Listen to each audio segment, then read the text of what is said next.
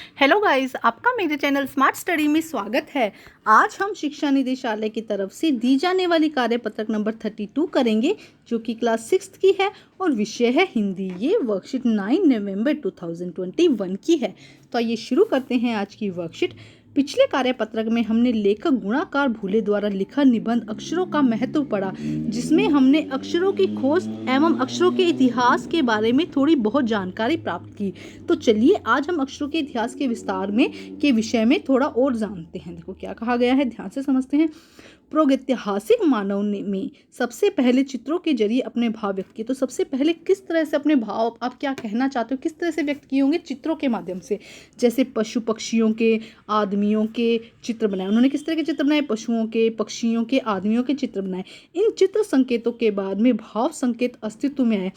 अब इन्होंने चित्र बनाने शुरू किए तो जो फीलिंग्स होती है, जो भावनाएं होती है, उनके संकेत अस्तित्व में आए, मतलब वजूद में आए।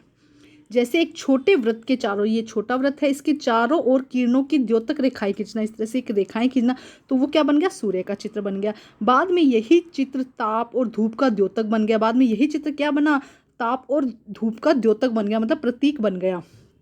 इस तरह अनेक भाव संकेत अस्तित्व में आए।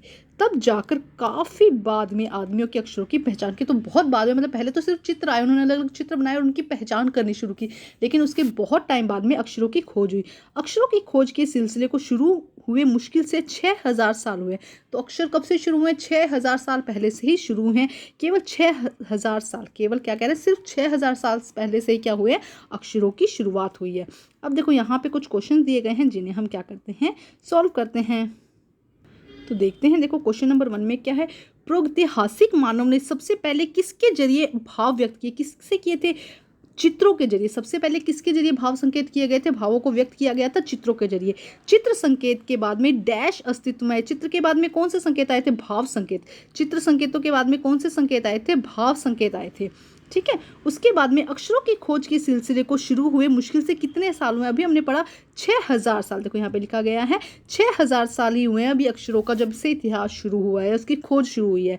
किसने अक्षरों की खोज की? तो अक्षरों की खोज किसने की? आदमी ने ही की थी। आदिवासी मुनियों या चित्रकारों ने नहीं, आदिवासी ने नहीं, मुनियों ने नहीं, चित्रकारों ने नहीं, आदमी ने ही क्या करी है? चित्र जो अक्षर है उनकी खोज की है। अब देखते हैं नेक्स्ट क्वेश्चन में क्या कहा गया है। नेक्स्ट क्वेश्चन देखते हैं यहाँ पे, किसके चहु और किरणें द्योतक रेखाओं के खींचने से सूर्य बन गया? तो हमने देखा था एक छोटा वृत्त है जिसके चारों तरफ किरणें खींची तो क्या बन गया? एक सूर्य बन गया। तो एक छोटे वृत्त के चहु की ओर जब लाइनें खींची गई, रेखाएं खींची गई, तो क्या बन गया? एक सूर्य का चित्र बन गया। अब देखते हैं गतिविधि में कहा गया है कि अस्तित्व शब्द, अस्तित्व का मतलब होता है वजूद। अस्तित्व, अभी इसको करवा दूंगी, पहले समझ लो। और द्योतक मतलब प्रतीक, घोतक मतलब हम क्या कहते हैं? द्योतक मतलब कि किसी की सूचना देना, प्रतीक कहा जाता है। ठीक है। तो आइए देखते हैं इन दोनों शब्दों का अर्थ खोज कर लिखिए। तो देखो क्या आंसर हो जाएगा? अस्तित्व का अर्थ है मौजूद होना, या वजूद भी लिख सकते हैं आप इसमें। ठीक है। नेक्स्ट देखो, क्या द्योतक शब्द का क्या अर्थ है? किसी चीज को प्रकट या अभिव्यक्त करने वाला, जो किसी चीज को क्या करता है? प्रकट करता है या अभिव्यक्त करता है। इसके अलावा प्रतीक, इस तरह से लिखेंगे, प्रतीक भी इसका मीनिंग हो सकता है, सूचक भी इसका मीनिंग हो सकता है। तो देखो 3 मीनिंग हो सकता है, जो आपको ठीक लगता है लिख सकते हैं। प्रतीक लिख सकते हैं, सूचक लिख सकते हैं, या किसी चीज को व्यक्त करने वाला, अभिव्यक्त करने वाला। और अस्तित्व का मतलब होता है मौजूद होना या वजूद में होना। ठीक है। तो ये थी हमारी आज की वर्कशीट को कंप्लीट करके अपने टीचर से चेक करवाइए और प्लीज़ मेरे चैनल को लाइक कीजिए, सब्सक्राइब कीजिए और शेयर कीजिए। Thank you.